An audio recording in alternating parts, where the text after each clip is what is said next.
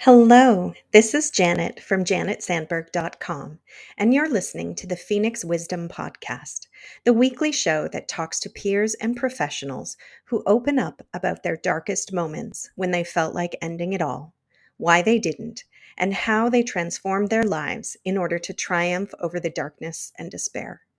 Please remember to subscribe if you'd like to hear more inspiring stories.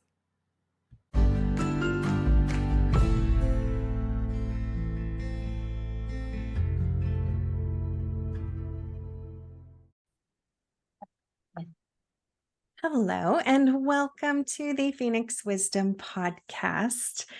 This week, we are talking to Kaleigh, Kiki, Gypsy. She goes by a whole bunch of names. Yep. And I'm interested to find out why and where they all come from and more about her. So, Kaleigh, take it away. Tell us a little bit about yourself. Well, I don't know if we have much time for all the reasons why. But first off, my name is Kaleigh, and that's my parents' name, the name my parents gave me. And Kiki was adapted later from my nieces who couldn't she couldn't say everything was a cat. And so I was, instead of K, I was Key, and that turned into Kiki. And the next thing I know, it's 35 years later, and everybody that I like, that's like what family calls me. People that are real close to me end up calling me. And then Gypsy was from a time in my life where like that was kind of like I'm still that person. I'm a gypsy soul, kind of very intuitive, and I've bounced around, and I've kind of done what I need to do to survive, and but still really good person. I mean, that's the way I look at it. I don't know what other people look at it. And that's actually why my business is called Gypsy Days, because it's art from the heart, and then Gypsy Days, because it's kind of an eclectic, kind of like how I am. It's an eclectic, like eclectic bunch of stuff, and that's kind of what I am. Love it. Love it. There's no reason to fit ourselves into a box when there's so much out there in the world to Yep. experience, right? Yeah. Oh my gosh, so much. All right. So let's dive into your story and Well, let us know what was happening. When were things really bad? Why were they really bad? What made you consider ending your life? well, I was born with, like the genetic predisposal for depression and, mental illness. And that's something that like a lot of people don't understand. Like, it doesn't matter how great your life is. It doesn't matter what you're going through. Sometimes it is just, it's a part of you. And I didn't understand that obviously as a kid. I was, chubby, but I was really good at sports, and I had friends, but I was always really unhappy. So I can honestly say the first time I remember wanting to and actively thinking, and granted, I didn't know what I was doing, but I'm thinking I'm gonna go grab a bottle of Tylenol as a 9-year old, Oh my gosh. you know? And I can't tell you, like, even right now, like, as far as like significant, like drastic, you know what I mean? Like traumas. I mean, parents and like life stuff. I mean, um, I'm sure something may have happened, but it wasn't really. I just remember feeling out of place, unloved, knowing that I was loved. You know what I mean? Like, Mm-hmm. I was, if I had to be a type of way in order to, I had to make everybody else happy, because that was my role. Um, and if I wasn't the best, then I wasn't good enough. And that was just how I thought. And I that kind of I distinctly have that memory being in my old house when I was a kid and having that bottle. I mean, no, that wouldn't have killed me, but I didn't know that as a 9, 10 year old. Right. Right. Like um, and that's kind of like segues into one of the reasons why I'm so passionate about mental health and advocating and telling my story, and because there's a lot of people out there that don't realize that these things happen to kids, and I'm sure even worse now because of social media. I don't know what I would have done if I had social media. You know what I mean? Mm-hmm. Like, um, so I mean, the kind of fast forward, I think when I was 13, my very best friend passed away, Oh. and that was something, I had experienced death before. My uncle, when I was 5, he had passed away when he was next to me, but Oh my goodness. I was like, I fell asleep, and from what I was told, was that I was very calm. You know, Okay. I was very melancholy, and and all I remember is being like, I got to be there for my Aunt Sandy. You know, that was my Yeah. favorite person. That was my favorite person in the world. And um, as I got older, after my best friend died, they switched the charts at the hospital, and an accident happened. Like, so something like that as a 13-year-old hit me really hard. Yeah. Um, and that was my friend down the street. She was the opposite of me, and I didn't really, once again, realize how much it impacted me. Probably to later in life, but let me kind of fast forward because I'm trying to condense it a little bit here. Um, I fought for myself to get medication. I knew something wasn't right with my family and so on and so forth. But I'm gonna go and just fast forward to when I was 8, when I lost my first kid, Oh. and I was 19 years old, and I had just dropped out of college, and met a guy, and Hmm. how that story unfolds. He was psychologically abusive and older than me, and he had his grips in me somehow, and I felt guilt, I felt shame, and what had happened to me, the direct result of what he had done to me, sexually assaulting me, resulted in me going into labor and having a stillborn. um, Oh, I'm so sorry. so after that, though, that's when that was like probably since I was a young, like, 9-year old, that I really really want to die, because I didn't know how to handle any of that. That's Yeah. something, you know you don't you don't get prepared for stuff like that. You get pregnant, you have babies. There wasn't that middle Mhm. ground area. Like, you maybe hear about a miscarriage, but it wasn't really how it was, especially in our family. My sister at that point had just had a baby, and it was just like, even if he was crappy, but he, with the psychological part of it, was he had made me feel so, I guess, maybe emotionally dependent on him, Mhm. and I was so fragile and so insecure, and so um that I didn't understand why he was being mean to me. We just, like, all these confusion thoughts, and I remember trying to kill myself and trying to take pills, and then he wasn't with me, but he had called 911, and I'm at my parents' house, and the worst feeling, and to me, it was getting, being on a stretcher, leaving your parents' house with, sirens, and Mhm. you're not quote unquote sick, or hurt, kind of, you know what I mean. And I think that was just like, that was the first time I really, like, just didn't want to be here.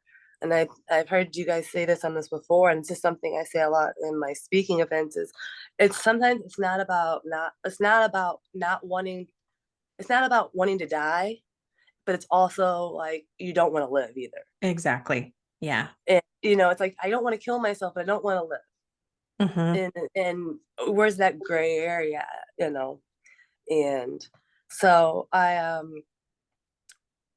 yeah, I mean, that was one of the things. And I'm gonna go ahead and fast forward again and say I buried that pain for a long time, in them, and Yeah. I mean, when you don't know what to do with it, that's what you I was do. young. I mean, I look back now and I think my niece now is 17, almost 18, and that's almost how old I was. And I'm Yeah. thinking, oh my God, like, I was so young. And um, so like, later in life, a few years later, I got married. I did all the right things. I got pregnant the right way, and I had a miscarriage, and I had to have the DNC done, and I had for a long time blocked that out. Mhm. After that, and I'm trying to fast because there's so much to kind of condense this, but long story short, 2017, I went and got some mental health help finally. And now Good. from 19 though till 27, I was unmedicated. I was burying, pushing down all these traumas that, like, unaddressed, because I wasn't, because I looked at trauma as what you think, people think of, like, I don't have PTSD. I wasn't in war. I wasn't this. I wasn't that. I got bad luck. kind of, I always minimalized everything. We didn't talk about it in my family either. It was a very hard thing to talk about. The whole thing surrounding it. I mean, and so I went and got my mental health help. Well, when I did that, I found out I'm really good at this. And people will come to me, and they would just I was there getting help, and they were coming to me. And it was like, this is what I'm supposed to be doing. And I learned I needed to heal. I did all this, the work on Mm-hmm. myself. I stayed 18 days by choice, and I read, and I meditated, and I kind of tapped into, who I was, my purpose, and fulfilling whatever those words are I'm looking for, Yeah. Yeah. and it was really wonderful. And part of that journey was understanding that, at this point I'm 27. I buried one. I've lost, I had a miscarriage. I needed to accept not just the pain of losing that, but I wasn't going to be a mom. I mean, as far as biologically speaking, I needed to accept that. And as a woman, I think that was something harder that was something I didn't realize was going to be as hard on me. You don't Mm-hmm. think about those kind of like factors because it's kind of most ingrained in us. Yeah, we just You take know, it for granted that when right, we want to have kids, we'll be able to have kids. And right. that's not everybody's reality. No, and it was just like, and I not coping with that. On top of the grief, it was being being able to identify them and separate them and then heal from them separately was something I felt very empowered and very, you know, and I will say my life was amazing at that point. I got out, I was doing the right thing. I started working with NAMI. I don't know if you're aware of NAMI. It's the National Alliance of Mental Illness. Okay. So what we do is we do kind of coordinate, we provide resources, but we also do speaking events. We go to high schools, we do um, police officer training, all kinds of different, we do family to family to help people, educate people, Amazing like, work. yeah, Yeah. and I'm so happy that I got linked up with them. And now I'm a board member, so it makes me feel even better because like I've progressed and I can be a part of that, that Yeah. change. But then I got pregnant, and I was like, oh my God, no way. You know what I mean? I got pregnant, and I was so excited, and I independently decided, I was going to do this on my own. I didn't need XYZ. I was happy. I didn't mind. You know what I mean? Hmm. It was a pleasant surprise. I can do this. I had my career going for me, and I was pregnant, and I had the job. Everything was going great. Ended up having a good boyfriend that kind of came on board later, and healthy pregnancy, healthy birth, quote unquote. And then April 1st, 2017, Esmeralda Phoenix. Oh shit. Whoops. We're Uh, good. oh, yeah. Okay. No, my daughter Esmeralda Phoenix. This is one of the reasons when I saw this, I was like, because I've been in a lull lately with some other things going on that have been really putting me back to that place mindset of when I was 19. And one of the things I kind of just jump subjects, but one of the things I do is when I see something that I can actually do that is a sign. Yes. I was like, this is, and it was like I was laying there, and I was just like, you know, what am I gonna do? Trying to not cry about these things, and this popped up, and I was like, you gotta be joking me, kind of thing. So that Hmm. was my little magical princess. But she had her home though. And like I say, I felt like I had my happily ever after. Like I had gone through all this pain, and I had it, and it's like I had it. Like I was content. I was happy. I didn't mind staying up all night when she was crying, and then next thing we know, something's not right. And then next thing we know, we're at this pediatric ICU. Oh my gosh. And it just, I just remember it, like, and we were there for, I think, it's all kind of, blur. Hmm. And, you know, she was having a brain bleed, and and it was like caused by something that should have been prevented. That I was high risk, so there's no way this could be, like I'm confused. You know what I mean? And Yeah. I remember but I was confident. God wouldn't do this to me a third time, you know? I kept Yeah. telling myself that.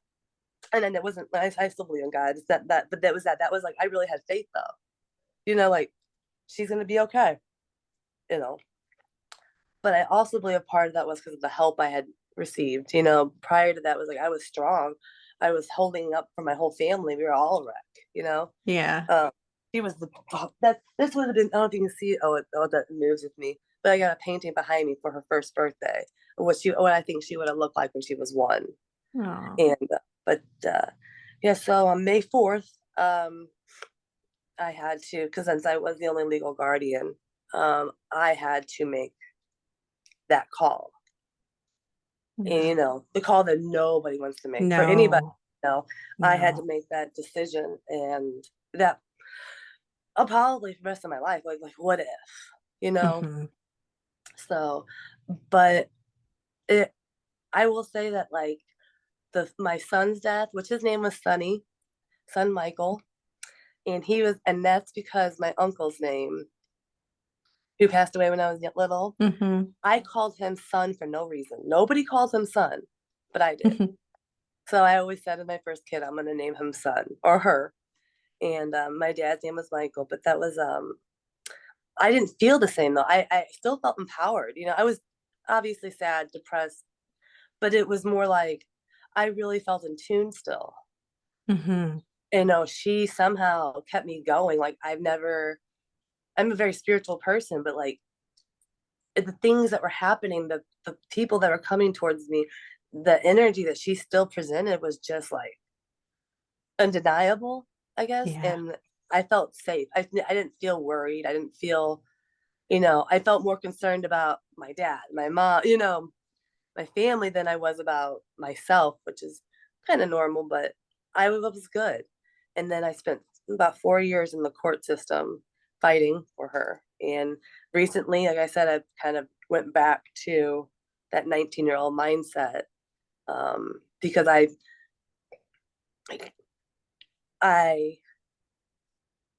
got in a domestic violence situation, Mm. and I thought, here I am, I've grown. You know, Hmm.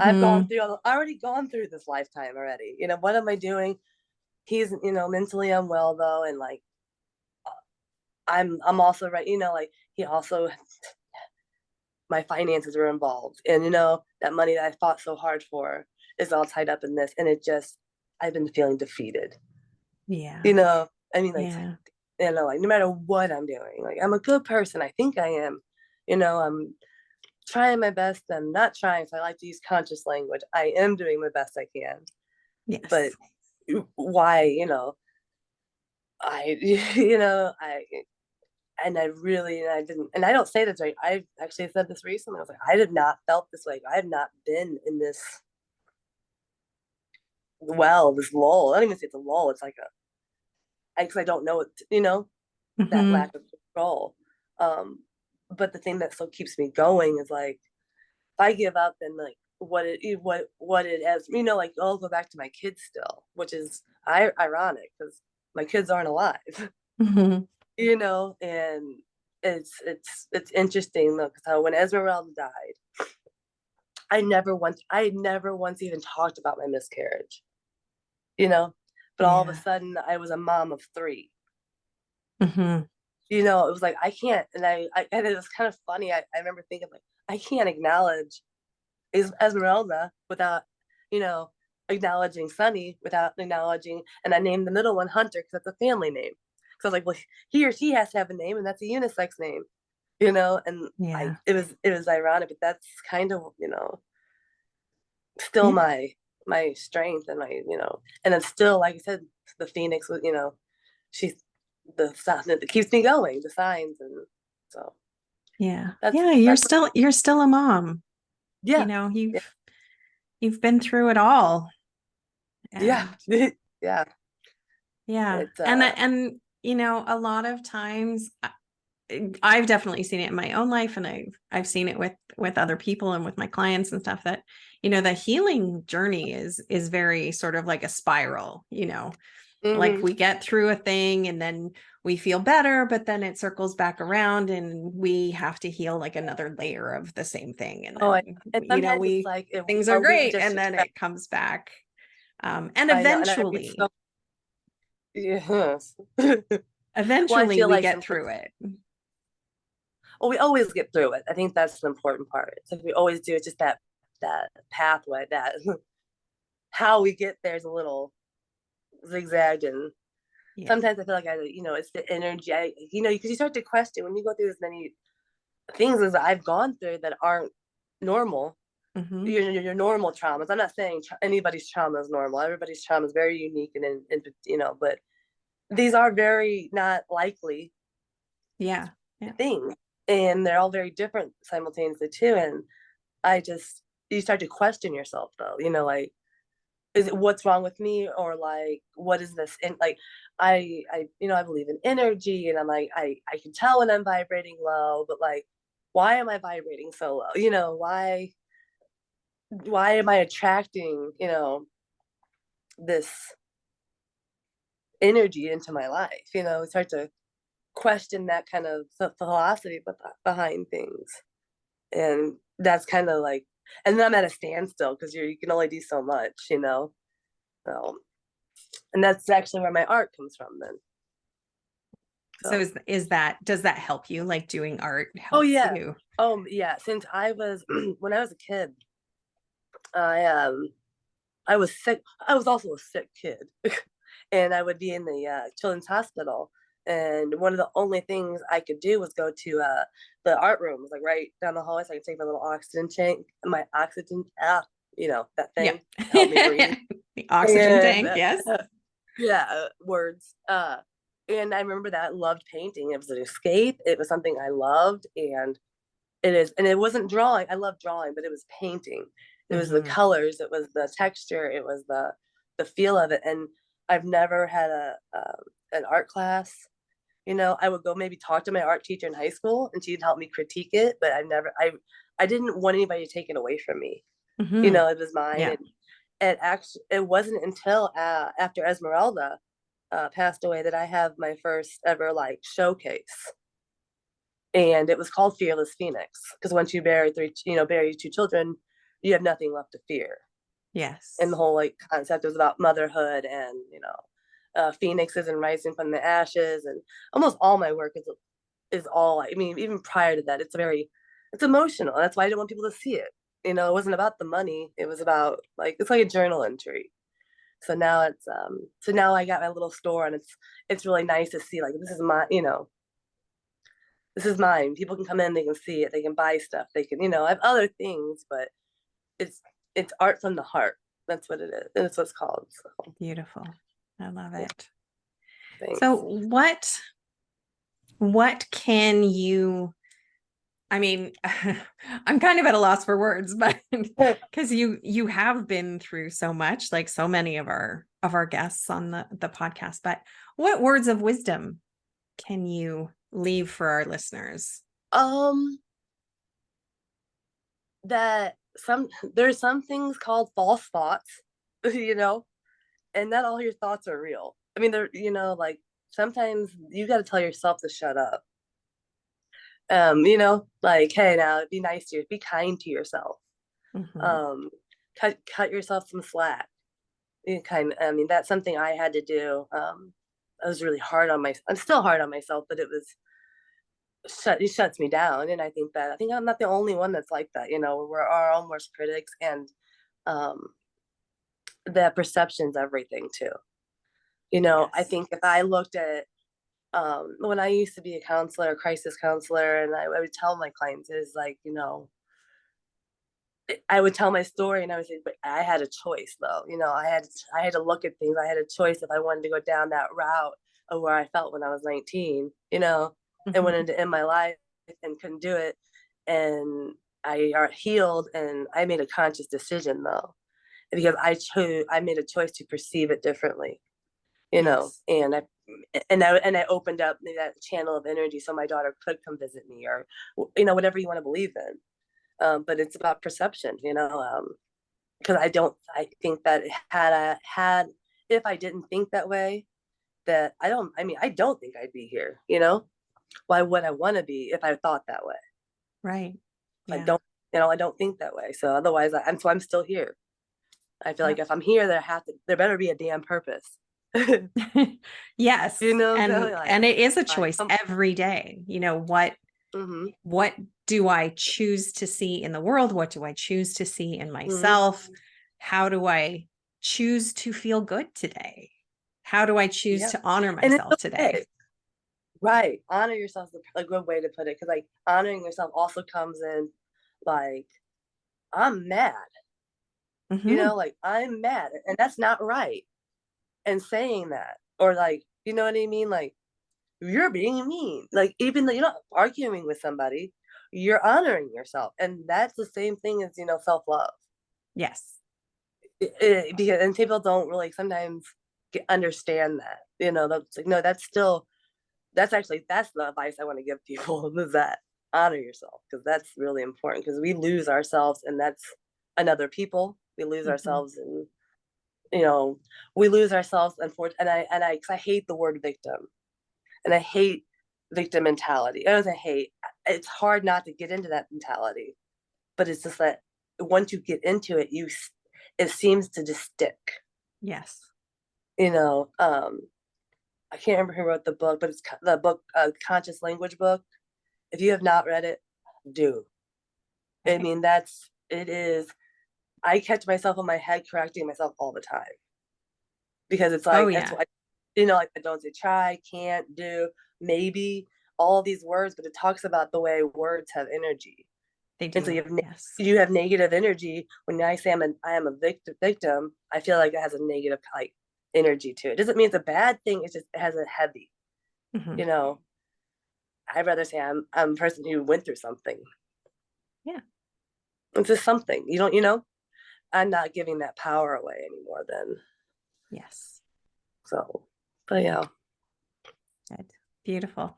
Thank you so much for Yeah. joining us today and for sharing your story Well, and thanks for having me. shining your light and Esmeralda's light. I felt it. Well, I can't see it, but I Yeah. got goosebumps, and my hair just went up in my arms. Yay! Hey. I needed that. Good. Thank you. No, thank you. I appreciate it.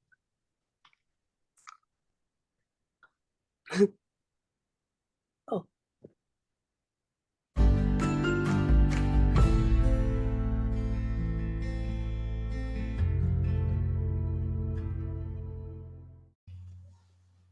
Thank you for listening.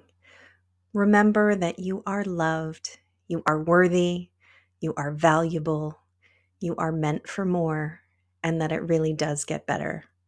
If you are in crisis, there are numbers that you can call or text to get the help that you need. That information for Canada and the US is in the description below each episode. If you are in immediate crisis, please call 911.